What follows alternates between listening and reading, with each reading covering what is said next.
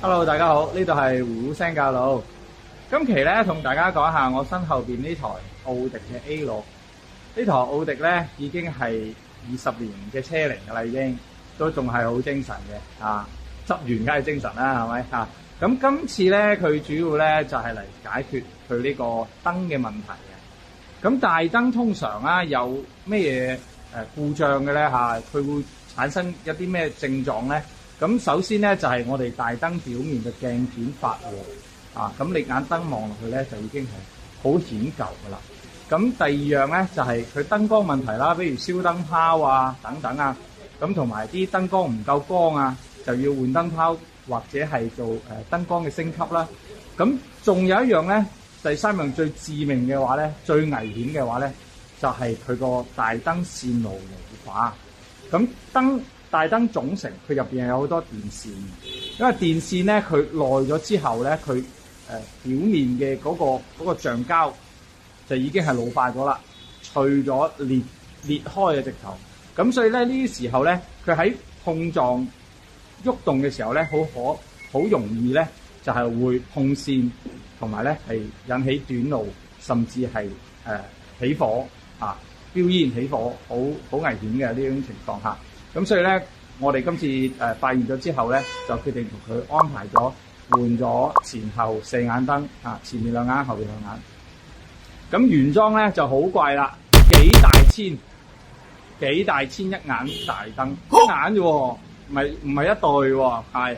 咁好彩咧，依家咧就有一樣嘢叫做 Made in China， 好犀利，幾百蚊就有啦。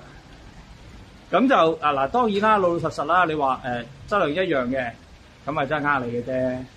咁當然啦，其實依家好彩嚇，我哋中國製造呢啲產品咧，其實佢唔會太差嘅啊。咁當然啦，我一眼燈，我10眼燈仲頂唔到你一眼燈，係咪啊？差極都有個譜啦。咁其實嗱，大家睇下都好靚仔啊，好靚啊嘛，係咪啊？